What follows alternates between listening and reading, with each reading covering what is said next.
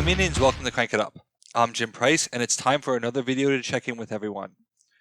This time, I wanted to address a lot of activity I've seen around rules for the base deck. Specifically, the notion that players only use the bases of factions represented in the game.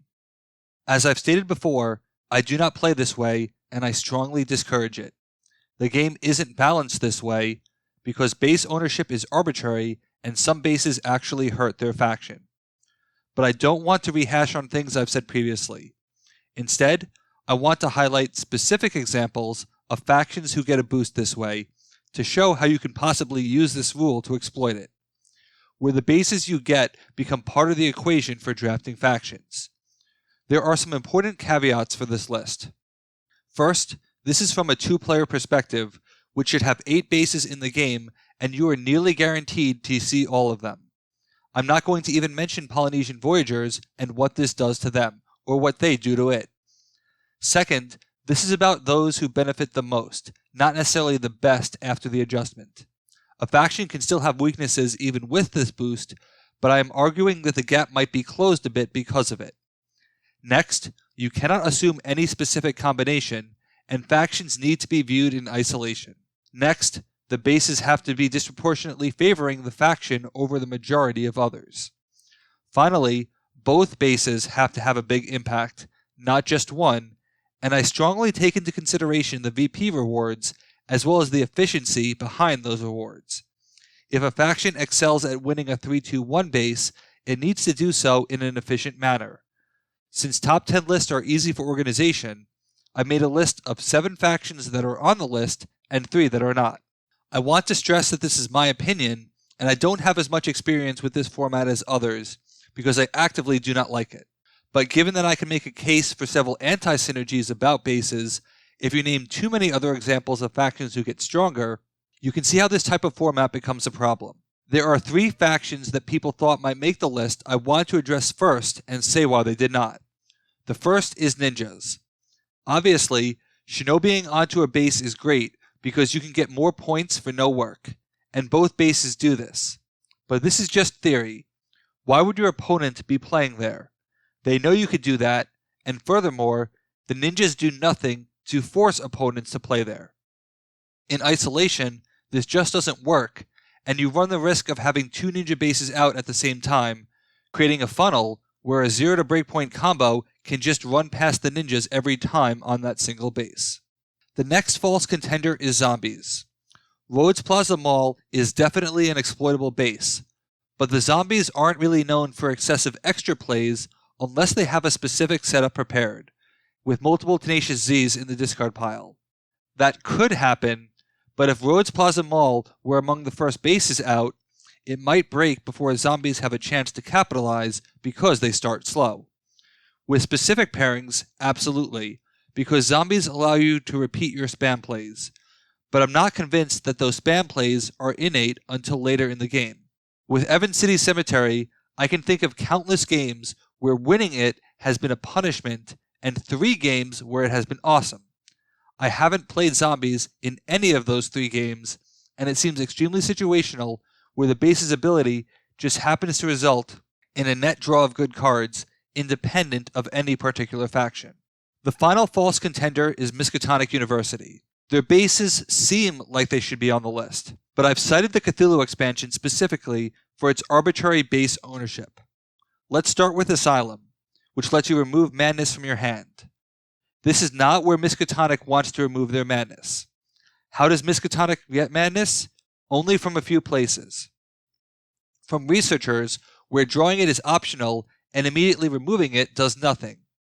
From Gate to the Beyond, their best source of sustained madness draw. From That's So Crazy, but I almost always immediately discard it to finish it with It Just Might Work. You can get 3 with Things Best Not Known, but you need madness to discard for the Professor, and you already have 7 madness removal with Jinkies and Psychologist, so I'm not convinced they need it or want it from their hand. Because of that removal, they don't really need Miskatonic University either, and a double 3 base can facilitate an easy second place or a dead base. They are closer to the list than ninjas or zombies, but still not quite there for me. So who did make the list? My first entry is princesses. With Ice Castle, you can make an argument that Ice Castle hurts them. But with all their movement, it's a really easy solo 3-point with a very low breakpoint, or a very efficient 3-point victory, or a very expensive 3-point victory for your opponents. And their minions have natural protection on Beautiful Castle, which allows them to use their engine abilities or direct attention and overtake a player for 4 points. If a player does play their king minion there, you can use your high-powered minions to break the base early and get theirs out of the way, while you have recursion to get yours back. The next faction on the list is Tornadoes. This might surprise some people, but Tornado Alley is a high breakpoint base at 25 with a 4-3-2 split. You can play for second place, moving all of their minions there, and the base will be around forever. You can also move yourself off. In fact, you can do this pretty easily with Twister, as Twister can be played there, move itself off, then move any minion there. For a player to try to force you to stop the bleeding, they have to play there directly. Between your minions, actions, and talents, it's not hard to create something like a 22-3 split that gets you 3 points. If you bleed them of minions, then picked up can easily become a solo base. On a 4 VP solo base, that creates a 3-point advantage between the two that is critical, especially since it's so hard to solo against the Tornadoes. They also have Trailer Park, which specifically only benefits movement factions, and with their specials that can persist high-powered minions, they can control the board after sufficiently starving you of minions. Number 5 on the list is Ancient Egyptians. This one may feel very misleading, but I stand by it. I have always felt that Pyramids is crucial to the Ancient Egyptian strategy, and in games where Pyramids is out, I always seem to win with AE. Consider what this does in a 2-player format. If AE goes first, they can bury a card to get a free play their next turn. If Egyptians do not go first, the opponents can bury a card. The question is, do they uncover it on their next turn? If AE buries a card and the opponent rushes, I can potentially Lost Knowledge to reveal a minion and get second, stopping a solo score, and there's nothing they can do about it. If the opponent uncovers the card and plays more cards there but does not break it, then I have a more efficient first. With Pyramids, Pyramid Engineer becomes a guaranteed play an extra card, possibly even 2 with his talent. And if they do not uncover the card and you rush it, they just wasted a potentially valuable card.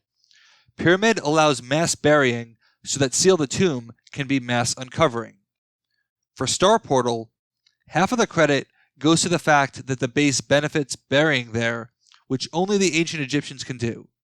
Now I do realize that this is in the same set of Vikings, so anyone can technically do anything, but it's clearly a stretch, which is why they added the play on base action. But Pharaoh starts to generate 2 cards for each card that is buried there when it is eventually uncovered, and that type of card draw can be extremely impactful. Number 4 should not be a surprise, Cyborg Apes. Monkey Lab is a 4-2-1 base where a player is rewarded for doing the thing that Cyborg Apes are already supposed to be doing. It allows you to be more efficient with your actions, which is key to their strategy. It makes Baboom be an easy 12-power play in a single turn, which can cover half of their breakpoint for an easy burst. Furious George has double power output for each action there. For Primate Park, despite the fact that it is a 3-2 base, you are only at a loss for the minion. This is a fantastic base to Flying Monkey to because you can get everything back except for Flying Monkey. The base also gives you a third Clyde 2.0 essentially, as long as you win. If you manage to set up Cyber Evolution, and Juiced Up, that's 12 power that can go right back into your hand. There aren't many factions that have high quantities of play on minion actions, so it greatly rewards them while being a pretty dead base for most others. Number 3 is the Bear Cavalry. You are going to see Field of Honor where you can camp indestructible minions or high ground. You will farm a lot of VP there and are guaranteed at least 2 points. If you destroy even just 1 minion there, you have gotten at least 3 VP from the base, the same as winning it, but you have the potential for so much more. Especially with their Titan, it's easy to move an opposing unit into position so they can get sent into Field of Honor. Zara's Palace also helps the Bear Cavalry because it specifically does not hurt them. It means that, to play there, they have to play their bigger minions, which you can move to exploit that power or send it into Field of Honor for VP and high impact destruction. Field of Honor could be so disruptive that, if you had a base removal card, you'd want to use it immediately.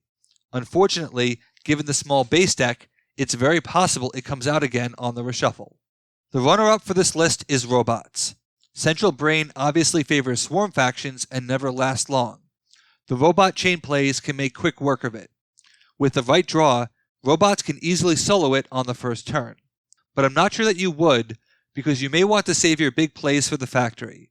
Robots are one of the few factions that actually have overkill type of power, where they can post ridiculous numbers on the same base if you really try. It's rare that overkill ever matters, but it matters here tremendously. I have won games by just breaking that base alone, and it should never be like that.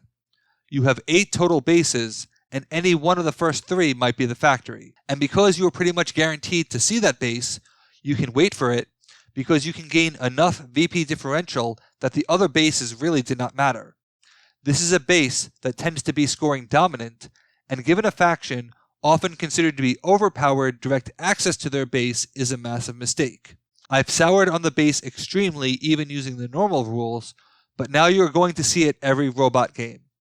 If you were considered that robots would always be picked, this only makes it worse, and banning them outright means that they may as well not even exist.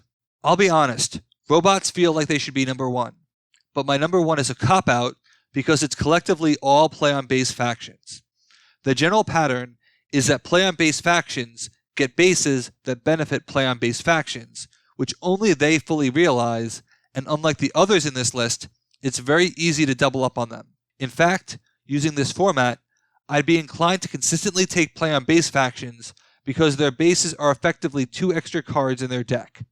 You can get extra plays from Workshop, you can get extra power from Tokyo, you can get your actions back with the Greasy Spoon. You can draw even more cards with Machu Picchu or greatly speed up Cuzco. But it's having the combination of multiple bases in play that can do some truly crazy things, like playing a bunch of actions onto Workshop and then using Golden Condor to replay them elsewhere for power or cards, then recurring all of them with Ashlar Masonry. Steampunks, Truckers, Kaijus, or Incas can get scary quickly under this format, as well as any potential future play-on-base factions. I know that there will always be a group of players who play by this rule, and I can't stop them. But I've seen 3 main reasons why this happens. First, some simply don't know the rules for forming the base deck, which I'll answer definitively. Your faction belongs to a set. Use all the bases that come from each of those sets represented in the game. There is a second category where it is a matter of organization. Not everyone has every base memorized, and it's frustrating to consistently sort that, and I get it. But if you want meaningful competitive results, it has to be that way. Years ago, I wanted to make dividers specifically to help with this, and maybe someday it will become a reality. Finally, there are those who truly believe that the game is better this way, and I'm simply going to disagree. If there is a follow-up video, I'd talk about factions who get no benefits from their bases or even negative value. What factions do you think benefit the most from their bases? And why do you think that the game should be played this way if you do? Let me know in the comments. Thanks for watching. Be sure to like and subscribe. Let's shut it down.